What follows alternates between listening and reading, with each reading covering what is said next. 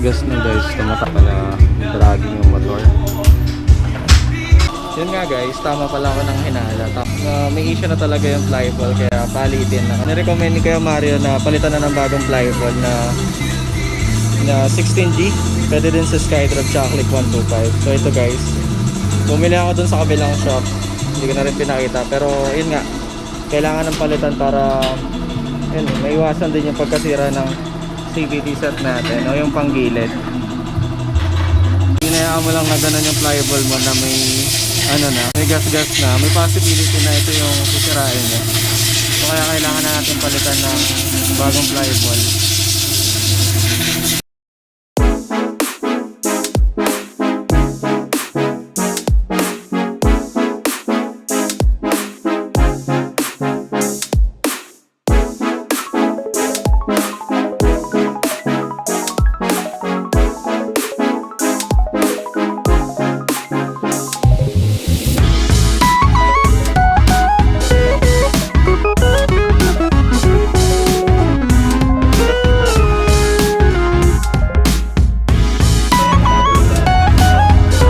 Kaya pala tayo pumunta rin Zeng kasi 5K na yung tinakbo ng motor natin. Kaya yun, kailangan palinisan yung panggilid kasi hindi na maganda yung performance ng motor natin. Masyado na siyang dragging. Yun, pinalinis natin yung Kuya Mario. Nililinis na yung panggilid. Kaya mamaya try natin kung ano yung magiging difference kapag napalitan na yung flyball. Update ko na lang kayo mamaya guys kapag ikakabit na yung bagong flyball.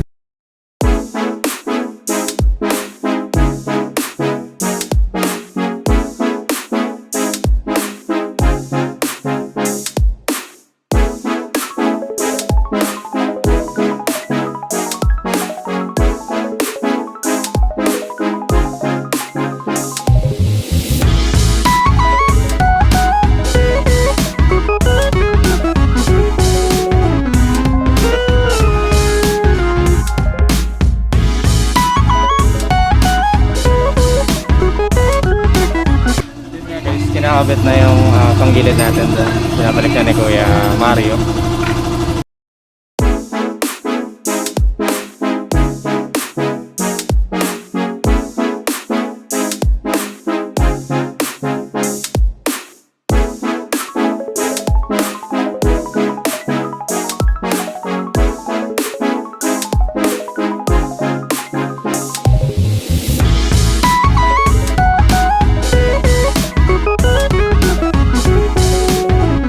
Ayan guys, nakabit na yung bagong flyball dun sa panggilid natin. So testing na ni Kuya Mario.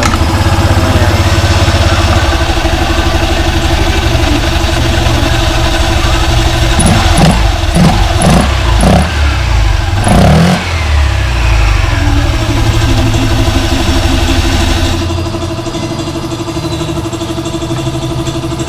So far guys, wala na yung tunog. Pag mag-start ako ng motor, iba yung tunog ng makina niya.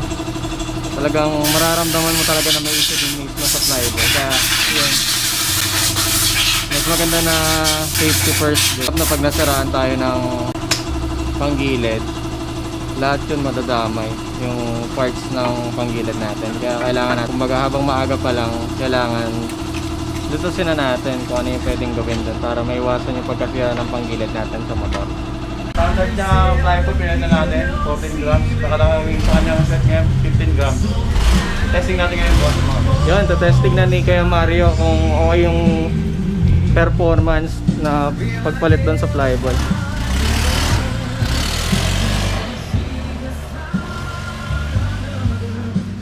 A few moments later. Ngayon naman, testing na natin guys. Effective ba yung papalit ng flyball na ginawa ni Kuya Mario? Okay? So, try na natin guys kung okay ba siya, kung nagbago ba. Kasi kanina, sobrang dragging talaga pag nagpapatakbo tayo ng motor. So, try natin guys kung okay na yung performance niya.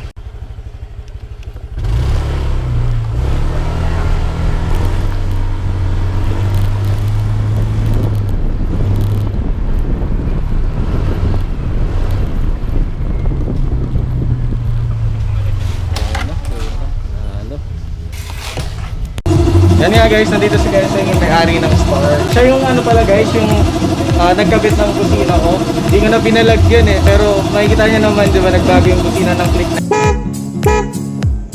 natin. Si Kuya Zeng yung nagkabit.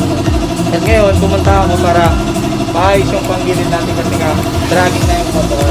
Yun, siya yung may-ari, siya yung magbibigay ng ng address.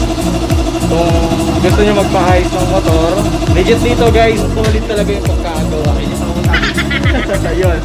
Yan, yan ba alam? Na magbayad lang, may utang. Dito na punta lang kayo dito sa Novaliches, sauyo. Sampagita, 12 Street, Sampagita, sauyo. Yun guys, punta lang kayo sa address na yun. Tapos yun, makikita nyo itong shop na to. Kahit anong klaseng motor, mga nakatambak yung motor niya, dali nila dito. Yun. Kahit ano daw klaseng motor guys, pwede nyong dalhin dito. Kayang-kayang ayusin ni Kuya Zeng yun. Guys, pinagbigyan tayo ng chance ni Kuya Zeng na dikit yung sticker natin dito sa shop niya. Yan, didikit na natin.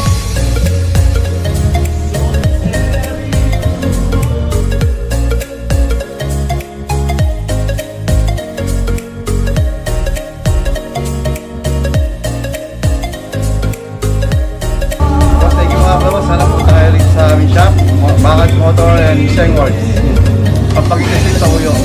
Alright, so, yan, thank you kay Maris sa nag-ayos ng panggilid natin tsaka sa nag-dinis ng air filter. So, shoutout sa Maris. Ingat palagi. Yan, thank you. Thank you, Ma'am. Yan sila. Hindi na punta kayo dito sa Salamat!